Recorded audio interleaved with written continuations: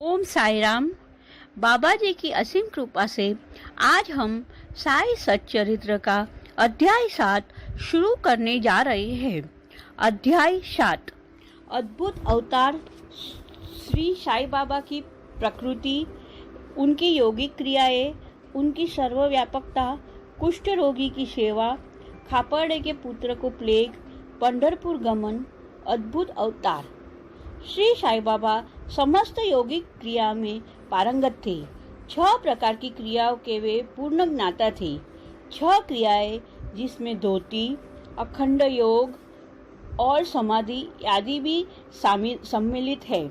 यदि कहा जाए कि वे हिंदू थे तो आकृति से वे यवन से प्रस्तुत होते थे। कोई भी यह निश्चयपूर्वक नहीं कह सकता था कि वे हिंदू थे या यवन। वे हिंदुओं का रामनवमी उत्सव यथाविधि मनाते थे और साथ ही मुसलमानों का चंदनोत्सव भी। वे उत्सव में कुश्ती को प्रोत्साहन तथा विजेताओं को पर्याप्त पुरस्कार देते थे। गोकुल अष्टमी को वे गोपाल काला उत्सव भी बड़ी धामधूम से मनाते थे। ईद के दिन वे मुसलमानों को मस्जिद में नमाज पढ़ने के लिए आमंत्रित किया करते थे। एक समय मुहर्रम के अवसर पर मुसलमानों ने मस्जिद में ताजिए बनाने तथा कुछ दिन वहां रखकर फिर जुलूस बनाकर गांव से निकलने का कार्यक्रम रचा। श्री साई बाबा ने केवल 4 दिन ताजियों को वहां रखने दिया और बिना किसी राग द्वेष के 5वें दिन वहां से हटवा दिया। यदि कहे वे यवन थे तो उनके कान हिंदुओं की रीति के अनुसार सीधे हुए थे। यदि कहे वे हिंदू थे तो वो सुनता कराने के पक्ष में थे। नाना साहेब चांदलकर, जिन्होंने उन्हें बहुत समीप से देखा था, उन्होंने बताया कि उनकी सुन्नत नहीं हुई थी। साई लीला पत्रिका श्री वी देव द्वारा लिखित शीर्षक बाबा यवन की हिंदू, पृष्ठ 562 देखिए। यदि कोई उन्हें हिंदू घोषित करे तो वे सदा मस्जिद में निवास करते थे और यदि यवन कहे तो वे सदा धुनी प्रज्वलित रखते थे और अन्य कर्म जो इस्लाम धर्म के विरुद्ध है, जैसे चक्की पीसना, शंख, घंटानाद, होम आदि कर्म करना, अन्नदान तथा अर्ध द्वारा पूजन आदि सदैव वहाँ चलते रहते थे। कोई कहे कि वे यवन थे तो कुलीन ब्राह्मण और अग्निहोत्री भी अपने नियमों का उल्लंघन कर सदा उनको साष्टांग नमस्कार किया करते थे। जो उनके स्वदेव का पता लगाने गए, उन्हें अपना प्रश्न ही विस्मृत हो गया और वे उनके दर्शन मात्र से ही मोहित हो गए। अस्तु उनका निर्णय कोई कर न सका कि यथार्थ में बाबा हिंदू थे या यवन। इसमें आश्चर्य ही क्या है जो अहम और इंद्रिय जन्य सुखों को तिलांजलि देकर ईश्वर की शरण में आ जाता है तथा जब उसे ईश्वर के साथ अभिन्नता प्राप्त हो जाती है तब उसकी कोई जाति पाति नहीं रह जाती। इसी कोटि में श्री साई बाबा थे। वे जातियों और प्राणियों के किंचित मात्र भी भेदभाव नहीं रखते थे। फकीरों के साथ वे आमिष और मछली का सेवन भी कर लेते थे। कुत्ते भी उनके भोजन पात्र में मुंह डालकर स्वतंत्रता पूर्वक खाते थे, परंतु उन्होंने कभी कोई आपत्ति नहीं की। ऐसा अपूर्व और अद्भुत श्री साई बाबा का अवतार था। गत जन्मों के शुभ संस्कारों के परिणाम स्वरूप मुझे भी उनके श्री चरण में बैठने का और उनके सत्संग लाभ उठाने का सौभाग्य प्राप्त हुआ। मुझे जिस आनंद व सुख का अनुभव हुआ उसका वर्णन मैं किस प्रकार कर सकता हूँ। यथार्थ में मैं बाबा अखंड सच्चिदानंद थे। उनकी महानता और अद्वितीयता का बयान कौन कर सकता है। जिसने उनके श्री चरण कमलों की शरण ली उसे साक्षात्कार की प्राप्ति हुई। उनके अनेक सन्यासी, साधक और मुमुक्षुजन भी श्री साई बाबा के पास आया करते थे। बाबा भी सदैव उनके साथ चलते फिरते, उठते बैठते, उनसे वार्तालाप कर उनका चित्तरंजन किया करते थे।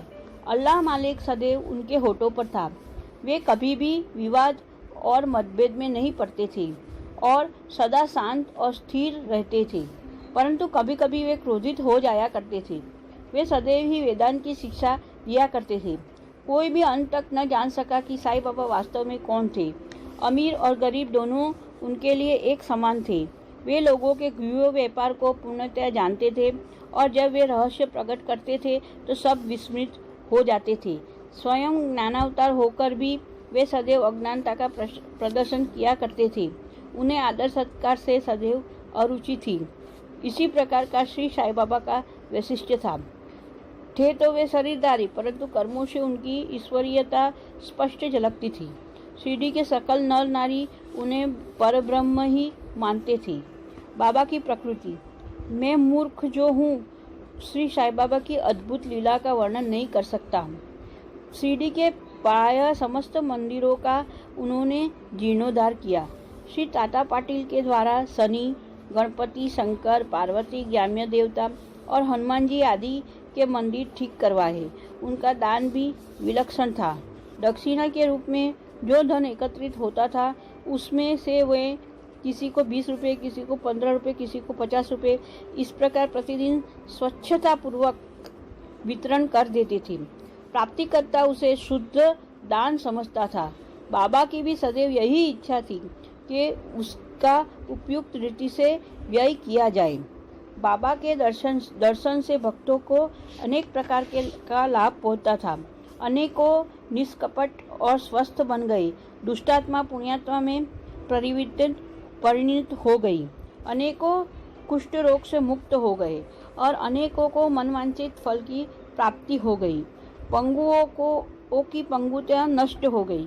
उनकी कीर्ति दूर दूर तक फैलती गई और भिन्न भिन्न स्थानों से यात्रियों के झुंड शिरडी आने लगे। बाबा सदा धुनी के पास ही आसन जमाए रहते और वहीं विश्राम किया करते थे। वे कभी स्नान करते और कभी स्नान किए बिना ही समाधि में लीन रहते थे। वे सिर पर एक साफा, कमर में एक धोती और तन ढकने के लिए एक कफनी धारण करते थे। प्रारंभ से ही उनकी वेशभूषा इसी प्रकार की थी। उन्होंने अपनी जीवन काल के पूर्वार्ध में वे गांव में चिकित्सा कार्य किया करते थे। रोगियों को निदान कर उन्हें औषधि भी देते थे और उनके हाथ में अपरिमित यश था। इस कारण से वे अल्पकाल में ही योग्य चिकित्सक विख्यात हो गए। यहाँ केवल एक ही घटना का उल्लेख किया जाता है जो बड़ी विचित्र सी है। विलक्षण नेत्र चिकित्सा। एक भक्त की आंखें बहुत लाल हो गई, उनमें सूजन भी आ गई थी। सीढ़ी सरी के छोटे गांव में डॉक्टर कहाँ। तब भक्तगण ने रोगी को साईं बाबा के समक्ष उपस्थित किया। इस प्रकार की पीड़ा में डॉक्टर प्रायः लेप, मलहम, अंजन, गाय का दूध, कपूर युक्त औषधियों को उपयोग में लाते हैं, पर बाबा की औषधियाँ तो सर्वथा विभिन्न थी। उन्होंने बिलावा पीसकर उसकी 2 गोलियां बनाई और रोगी के नेत्रों में एक एक गोली चिपकाकर कपड़ों की पट्टी से आंखें बांध दी। दूसरे दिन पट्टी हटाकर नेत्रों के ऊपर जेल के छींटे छोड़े गए। सूजन कम हो गई थी और नेत्र प्राय निरोग हो गए थे। नेत्र शरीर का एक अति कोमल अंग है, परंतु बाबा के औषधियों से कोई हानि नहीं पहुंची, बल्कि नेत्र की व्याधि दूर हो गई। इस प्रकार अनेक रोगी निरोगी हो गए। यह घटना तो केवल उदाहरण स्वरूप ही यहाँ दी गई है। बाबा की योगिक क्रिया। बाबा को समस्त योगिक प्रयोग और क्रियाएं ज्ञात थी। उनमें से केवल 2 का ही उल्लेख यहाँ किया जाता है। धोती, आंखें स्वच्छ करने की क्रिया। प्रति दूसरे दिन बाबा मस्जिद से पर्याप्त दूरी पर एक वृक्ष के नीचे यह क्रिया करते थे। वे अक्सर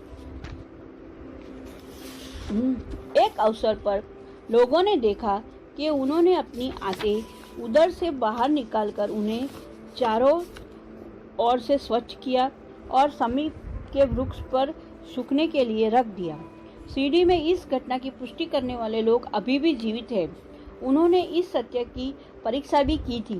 साधारण धोती क्रिया एक 3 इंच चौड़े और 22 इंच लंबे गीले कपड़े से की जाती है। इस कपड़े को मुंह के द्वारा उदर में उतार लिया जाता है और उसे लगभग आधा घंटे तक रखे रहते हैं ताकि उसका पूरा प्रभाव हो जाए। तत्पश्चात उसे बाहर निकाल लेते हैं।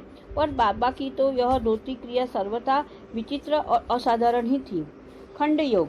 एक समय बाबा ने अपने शरीर के अवयव पृथक कर मस्जिद के भिन्न भिन्न स्थानों में बिखेर दिए।